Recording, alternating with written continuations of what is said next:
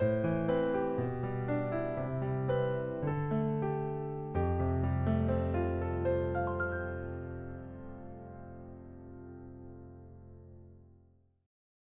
11일 매일 주신 기도회를 주님 앞에 고백하겠습니다. 사랑과 은혜가 충만하신 하나님 아버지, 이 새벽에 저희를 깨우시고 주님의 임재 앞에 나오게 하심을 감사드립니다. 우리의 삶을 날마다 새롭게 하시고 주님의 말씀으로 우리의 마음을 채워주심을 또한 감사드립니다. 이 시간을 통해 주님을 더욱 깊이 경험하며 주님과 동행하는 귀한 하루를 시작할 수 있게 하여 주시옵소서. 주님, 우리는 연약하고 부족한 죄인이며 주님의 뜻을 온전히 따르지 못했던 저희의 허물을 정직히 고백합니다. 우리의 생각과 마음이 세상의 것들로 인해 주님으로부터 멀어졌던 때가 있었음을 고백하오니 주님 용서하여 주시옵소서. 이 시간 주님 앞에 진실된 마음으로 회개하오니 예수 그리스도의 보혈로 저희의 연약함을 씻어주시고 정결한 마음으로 우리를 새롭게 하여 주시옵소서. 주님, 이 시간에도 우리 교회를 위해 간절히 기도합니다. 특별히 다가오는 새해를 준비하고 새로운 정책과 계획을 결정해야 하는 시기에 있습니다.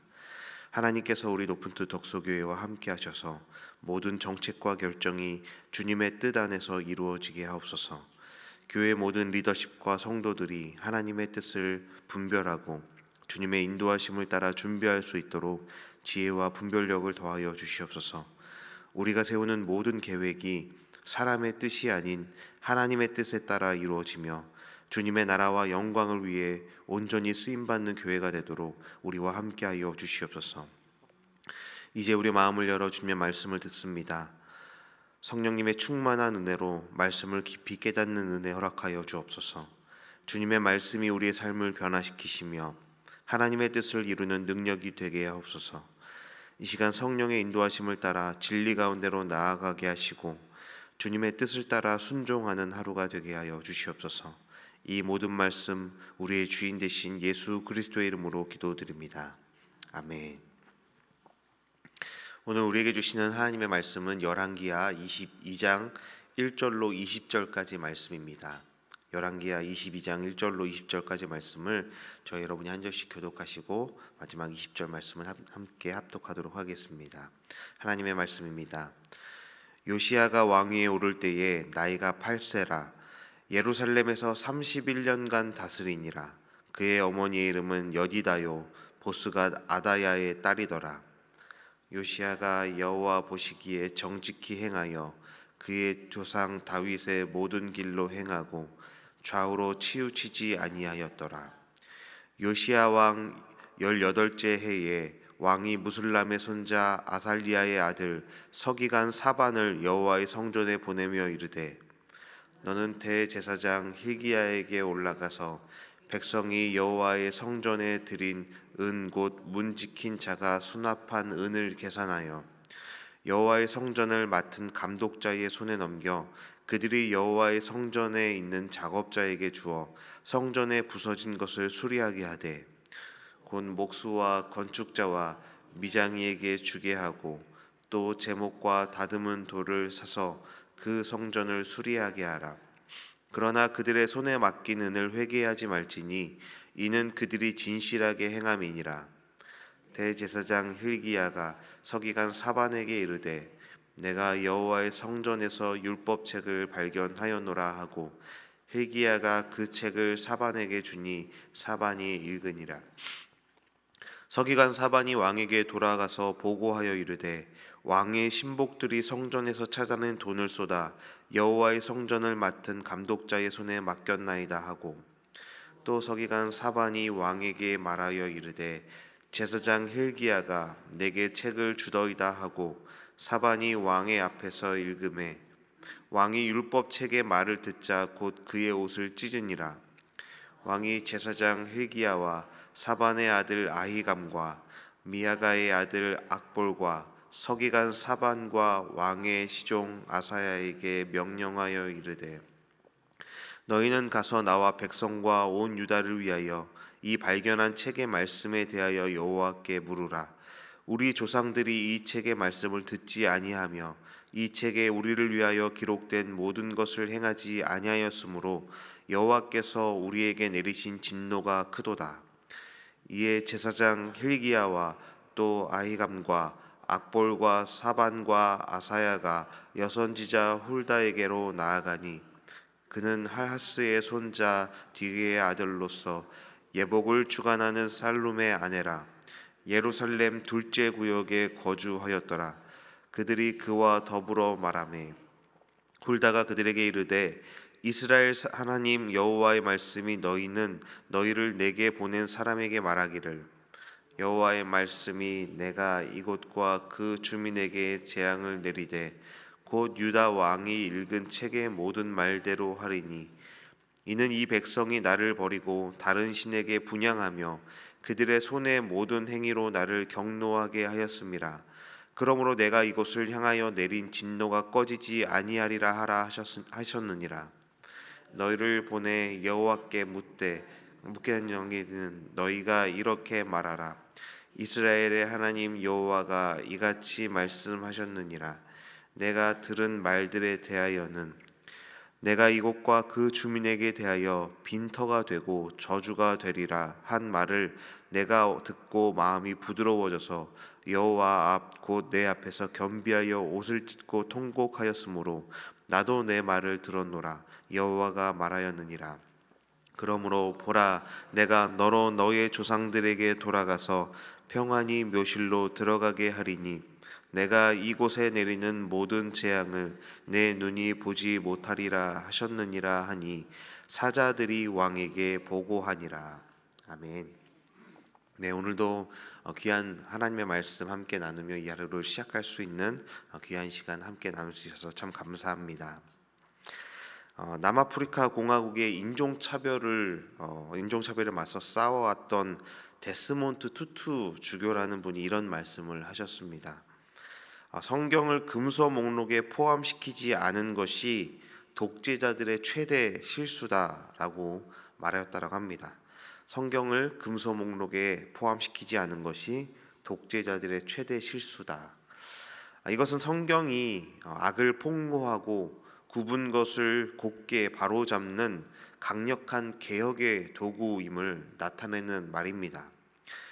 오늘 본문인 열왕기하 22장은 므낫세와 아몬의 통치로 인해 유다가 우상 숭배와 죄악에 빠져 있던 상황에서 신실한 왕 요시야가 어떻게 그 하나님의 말씀을 가지고 하나님의 말씀을 기반으로 참된 개혁을 이루어가는지 보여주고 있습니다. 그래서 오늘도 우리가 이 말씀을 통해 우리의 삶 또한 말씀으로 어떻게 개혁해야 하는지, 우리가 말씀으로 하나님 앞에 어떻게 새로워지기를 바라보고 소망해야 하는지를 함께 나누어 보려고 합니다. 요시야는 므낫세보다 더 어린 나이 8살 때 왕위에 오르게 되었습니다. 유다의 영적 쇠퇴와 타락의 시대에 그가 왕이 되며 중요한 역할을 맡게 되었습니다. 요시야가 8세의 왕위에 오르면서 물려받은 나라는 할아버지와 자신의 아버지가 이룩한 그야말로 우상의 왕국이었습니다.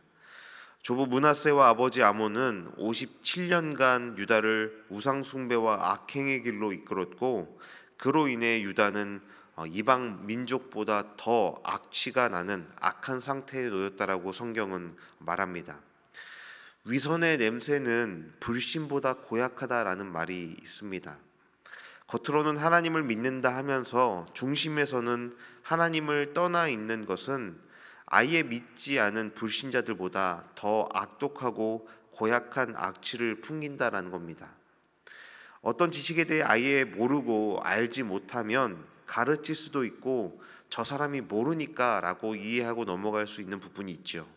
그런데 모르면서 못하면서 아는 척하는 것만큼 답이 없다 생각되는 것도 없습니다. 우리가 무언가를 누군가에게 가르치려 할 때 내가 모릅니다, 나는 할 수 없습니다라고 그렇게 마음을 열고 받아들이는 사람들은 쉽게 배우고 발전할 수 있습니다. 그런데 알지 못하면서 내가 할 수 있습니다. 나는 알고 있습니다라고 말한다면 어떤 것들을 새롭게 받아들이는 것이 그만큼 어려울 것입니다. 지금 유다는 무지의 답답함이 아닙니다. 위선의 악취가 풍기는 나라였습니다. 겉으로는 하나님을 섬기는 것 같고 하나님의 나라라고 말을 하지만 그 안에는 악취만 가득할 뿐이었습니다. 그러나 요시야는 2절에 기록되어 있는 말씀처럼 여호와 보시기에 정직히 행하여 다윗의 모든 길로 행하고 좌로나 우로나 치우치지 않았다라고 평가됩니다.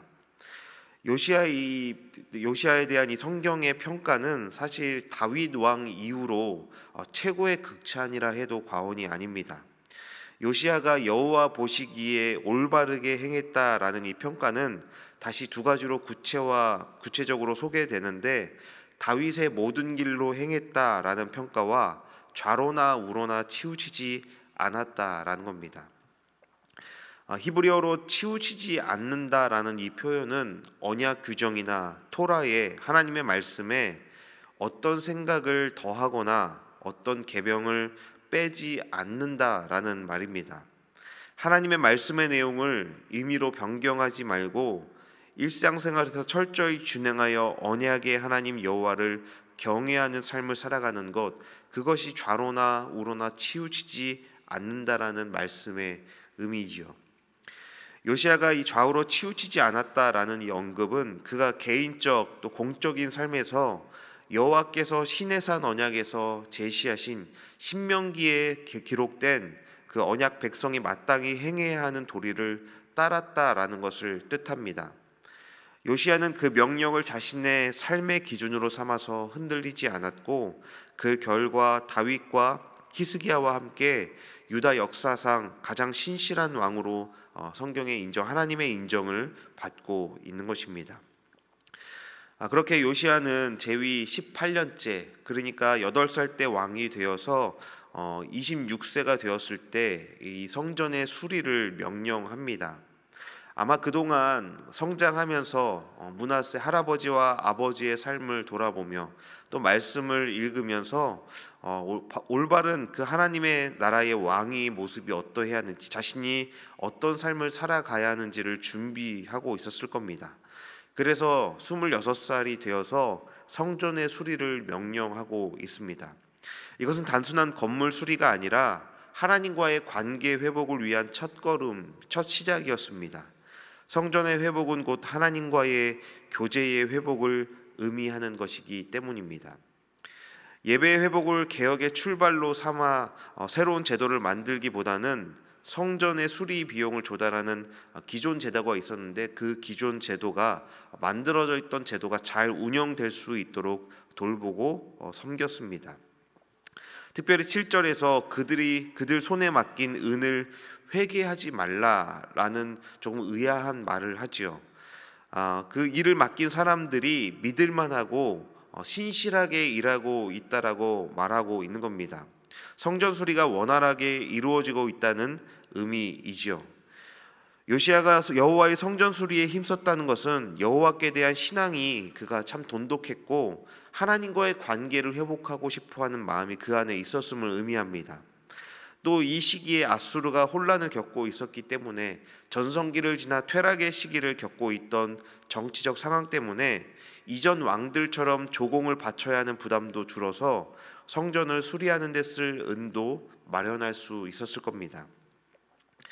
우리에게 성전 수리는 교회 건물의 수리를 의미하지 않지요. 오히려 우리 마음과 교회의 영적 상태를 정결하게 하고 하나님과의 관계를 회복하는 것이 오늘날 우리가 시행해야 하는 성전 수리입니다.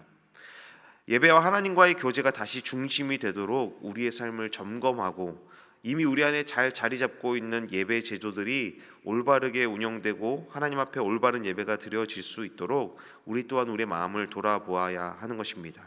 우리가 말씀과 기도를 통해 우리의 마음을 하나님께로 돌릴 때 우리 안에도 참된 영적 회복이 이루어질 것입니다. 이렇게 성전 수리를 시작했는데, 성전 수리 중에 대제사장 hil기야가 율법책을 발견하게 됩니다. 이것은 사실 단순한 우연이 아니라 하나님의 섭리 안에서 이루어진 일일 것입니다. 제사장들은 토라를 가르칠 의무가 있었기 때문에 토라가 여호와의 성전에서 발견되는 것은 어쩌면 당연한 일입니다. 그런데 그것이 그만큼 중요한 이슈가 된 것은 므낫세 통치 기간 동안 토라를 성전 구석에 처박아 두고 꺼내 읽지 않았거나 그곳에 있는 것을 알면서도 그 하나님의 말씀을 무시하였던 그 모습이 이 사건을 통해서 우리가 바라볼 수 있습니다. 이 모습이 당시 예배와 하나님 말씀에 대한 실상이라 생각할 수 있는 것이죠. 율법책은 요시야와 유다 백성들에게 큰 충격을 주었습니다. 그동안 율법이 묻혀 있었던 것은 유다가 하나님과의 언약을 잊어버리고 율법을 따르지 않았음을 상징하지요. 요시야는 이 율법책의 내용을 듣고 자신의 옷을 찢으면서 회개합니다. 율법책에 기록된 저주와 심판의 말씀들은 현재 유다의 상황에 정확하게 적용되고 있었고 요시야는 곧바로 하나님의 뜻을 구하기 위해 신하들을 보내 여호와께 묻도록 합니다. 율법책은 므낫세 통치 시절 성전의 구석에 처박혀 있었고 아니면 대제사장은 그것을 알고 있었지만 므낫세와 아몬과 같은 악한 왕들에게 그것을 꺼내놓기가 꺼려지고 부담스러워서 아마 그것을 품고 있었을지도 모르겠습니다. 그러나 요시야는 말씀을 듣고 곧바로 즉시로 반응합니다. 이것이 회개의 출발점이지요. 하나님의 말씀 앞에서 죄를 깨닫고 회개하지 않으면 참된 개혁은 이루어질 수 없는 것입니다. 우리도 말씀을 듣고 그냥 감동받고 은혜 받는 것으로 끝나서는 안 됩니다. 말씀을 삶에 적용하며 죄를 회개하고 말씀에 비답해 우리의 어둠을 성찰해야 합니다. 하나님의 말씀은 단순한 종교적 문서가 아니라 우리의 삶을 비추는 빛이며 죄를 고백하고 하나님께 나아가는 통로이기 때문입니다. 요시야는 이렇게 하나님의 뜻을 묻고 또 물어보기 위해 여선지자 훌다에게 신하들을 보냅니다. 훌다는 요시야의 회개를 보고 하나님께서 그가 살아있는 동안에는 심판을 한다고 말씀을 전합니다. 그럼에도 유다의 멸망은 이미 예고됐던 것이고 하나님의 심판은 피할 수가 없었습니다. 요시야의 회개는 단순한 외적인 행동이 아니라 마음 깊은 곳에서부터 나오는 진정한 회개였습니다. 19절 말씀에 마음이 부드러워져서 여호와 앞 곧 내 앞에서 겸비하여 옷을 찢고 통곡하였으므로 나도 네 말을 들었노라 라고 하나님은 말씀합니다. 하나님께서 그의 마음의 진정성을 보셨다라는 것이죠. 그런데 조금 의아합니다. 이렇게 하나님께서 그의 회개를 수용하시고 내가 너의 기도를 들었다라고 말씀하시지만 하나님은 그 심판을 취소하거나 돌이키지 않으신다라는 겁니다. 내가 심판은 내릴 것이다. 그러나 너의 때에 심판은 내리지 않고 너가 평안히 조상들의 묘실에 장사될 수 있도록 너가 통치하는 기간 동안에는 심판은 보류될 것이다라는 말씀만 하실 뿐입니다. 하나님은 오래 참으시지만 영원히 참지는 않으십니다. 하나님은 죄 앞에 불의 앞에 결코 침묵하지 않으시는 공의의 하나님이시기 때문입니다. 그럼에도 하나님은 진정으로 회개하는 자를 외면하지 않으심을 우리는 볼 수 있습니다. 요시야의 회개는 심판을 미루게 했고 우리는 이 회개를 통해 하나님의 은혜와 긍휼을 바라볼 수 있는 것이죠. 하나님께서 참 그 회개하는 자들 하나님께 마음을 쏟아놓으며 하나님 앞에 나오는 사람들의 마음을 결코 모른다 하지 않으심을 우리는 바라볼 수 있습니다. 이 말씀 본문을 쭉 살펴보았는데 우리는 이 요시야의 개혁을 통해서 중요한 신앙의 원리들을 바라볼 수 있습니다. 세 가지의 신앙 원리를 바라볼 수 있는데 첫 번째는 좌로나 우로나 치우치지 않는 신앙입니다. 하나님의 말씀을 기준으로 삼아 흔들리지 않는 신앙을 지켜야 함을 우리는 배울 수 있습니다. 분명한 기준이 있을 때 흔들리지 않을 수 있고 분명한 기준이 있을 때 어려움과 또 여러 가지 많은 상황 속에서도 우리는 계속해서 그 길을 갈 수 있습니다. 시험과 방해도 버텨낼 수 있으려면 분명한 표대가 있어야 하는 것이죠. 우리의 분명한 기준은 성경이고 성경을 통해 말씀하고 계신 하나님이 우리의 기준점이 되어야 합니다. 조금도 빼거나 보태지 말고 나의 뜻이나 주장을 하나님의 뜻이라 착각하지 말고 오직 하나님의 말씀만을 기준 삼아 고준 믿음의 길로 걸어가야 하는 것, 그것이 우리 신앙의 원칙이고 원리여야 하는 것입니다. 두 번째는 개혁은 성전에서부터 시작된다라는 겁니다. 우리의 삶과 예배의 중심을 회복하는 것이 신앙 개혁의 출발점이어야 합니다. 제가 우리 교회에서 사역하기 전에 사역했었던 교회에서 제가 곤란한 일을 겪은 적이 있었습니다. 지금도 아직 이해가 되진 않는데 제가 사용했던 문장 때문이었습니다. 예배는 혁명이다라는 말을 했었는데 그 일로 장로님들께 소환을 당하고 사상 검증을 당하고 결국에는 사유서까지 제출해야 했습니다. 제가 그 일을 겪으면서도 참 내가 이런 일을 왜 겪고 있지? 내가 이 글을 왜 쓰고 있지라는 질문이 들었습니다. 저는 예배는 세속적 가치와 문화 속에 살아가면서 그 세상에 적응하고 따르던 삶을 뒤엎는 혁명이고 개혁이라 생각합니다. 이 생각은 지금도 변함이 없습니다.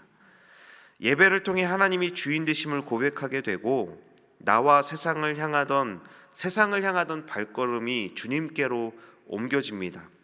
세상 속에 살아가면서 세상의 성공과 번영을 가치 있게 여겼던 삶이 예배함을 통해 하늘의 소망 예수의 복음이 더 귀하다 고백하는 세계관과 가치관의 전복이 이루어지는 시간이 저는 예배라고 생각합니다. 그렇기에 우리의 개혁은 성전에서 예배에서 시작됩니다. 예배는 내가 원하는 만족과 은혜를 누리는 것뿐만 아니라 하나님의 뜻을 확인하고 내 삶을 검증하며 방향을 정하는 재설정의 시간입니다. 가치관이 변하고 세계관이 전복되는 말 그대로 혁명인 것입니다. 그렇기에 예배는 혁명이고 우리의 혁명은 예배를 통해 시작되어야 하는 것입니다. 세 번째 원리는 개혁은 은혜로 완성되는 것입니다. 회개하는 자를 향한 하나님의 긍휼과 은혜를 구하며 은혜 안에서 이 개혁들이 이루어져야 하는 것입니다.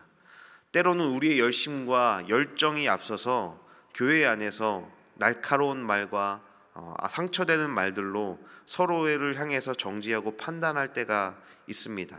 하지만 하나님도 회개하는 요시야의 기도를 들어주셨고 임박한 심판의 때를 정하여졌던 심판의 때를 뒤로 미루시면서 그에게 긍휼을 베푸시는 모습을 우리는 기억해야 합니다. 교회는 차가운 율법과 기준과 책임과 의무로 세워진 공동체가 아닙니다. 교회는 예수 그리스도께서 흘리신 은혜와 사랑의 보혈로 예수라는 반석 위에 세워진 공동체입니다. 그러니 교회 공동체의 연합과 하나됨을 깨트리는 개혁은 결코 하나님의 뜻이라 할 수 없는 것입니다. 나의 뜻을 위해 교회를 난도질하고 내가 생각하는 형평성을 위해 차별하고 배제한다면 그것은 교회일 수 없고 신자라 할 수 없는 것이죠. 사랑하는 오픈 덕소교회 가족 여러분, 말씀에 기초하지 않는 개혁은 공허하며 심지어 해로울 수도 있는 것입니다. 사람이 원하는 방향이 아니라 하나님께서 원하시는 방향으로 움직이는 개혁이어야 합니다. 개혁가가 아닌 개혁의 말씀만 드러나야 합니다. 말씀의 창조를 허용하는 일, 그것이 개혁의 출발점인 것입니다. 오직 하나님의 뜻과 말씀만을 기준 삼아 좌로나 우로나 치우치지 않고 하나님이 부르신 부르심의 상을 향하여 곧게 달려갈 수 있는 참된 성도로 살아가시기를 축복합니다. 예배를 통해 나의 신앙과 삶을 철저히 개혁하며 하나님의 나라를 나의 삶 속에 세우고 확장시켜가는, 그리고 우리의 마음 가운데 언제나 하나님의 긍휼과 은혜를 기억할 수 있는, 그래서 하나님의 나라를 참으로 이루는 거룩한 제사장 나라로 살아가시기를 주님의 이름으로 축원합니다. 함께 기도하시겠습니다. 사랑과 은혜가 풍성하신 하나님, 오늘도 귀한 말씀을 통하여 우리의 삶을 돌아보게 하심을 감사드립니다. 요시야 왕의 신실함과 말씀에 대한 반응을 통해 우리가 걸어가야 할 믿음의 길을 다시금 깨닫게 하셨으니 주님의 뜻을 따라 좌로나 우로나 치우치지 않고 곧게 나아가는 자들 되게 하여 주시옵소서. 우리의 마음을 주님 앞에 겸손히 내려놓고 말씀으로 우리의 삶을 비추어 볼 때 죄를 깨닫고 회개하게 하시며 그 회개를 통해 참된 회복과 개혁을 이루어 가게 하옵소서. 하나님과의 관계가 온전히 회복되기를 원합니다. 우리의 삶의 성전이 무너져 있다면, 삶의 예배가 무너져 있다면 주님께서 친히 다시 세워주시고 예배와 말씀을 통하여 우리의 마음과 우리의 삶이 새롭게 변화될 수 있도록 은혜 베풀어 주시옵소서. 우리가 드리는 예배가 단순한 종교적 의식 안에 갇혀 있지 않게 하시고 주님의 뜻을 새롭게 깨닫는 시간, 우리 삶의 방향을 다시 설정하는 개혁과 혁명의 시간이 되게 하여 주시옵소서. 우리의 예배를 통해 주님의 나라가 우리의 삶 속에 세워지게 하시고 하나님의 영광이 나타나는 거룩한 삶 되게 하여 주시옵소서. 주님, 우리의 개혁과 변화가 오직 하나님의 은혜와 말씀 안에서 이루어지게 하시고 회개하는 자를 외면하지 않으시는 하나님의 긍휼을 기억하며 주님의 은혜 안에 더욱 겸손하게 나아가길 원합니다. 높은 뜻 덕소교회와 이 땅의 모든 교회가 주님의 말씀과 은혜로 세워져 나가며 하나님의 뜻을 따라 신실하게 행하는 참된 교회가 되도록 인도하여 주시고 날마다 말씀 앞에 서 있는 우리의 삶이, 우리의 교회가 말씀 앞에 날마다 개혁되기를 멈추지 않는 주님의 몸된 교회가 되게 하여 주시옵소서. 우리를 죄에서 구원하신 예수 그리스도의 이름으로 기도드립니다. 아멘. 함께 기도하시겠습니다.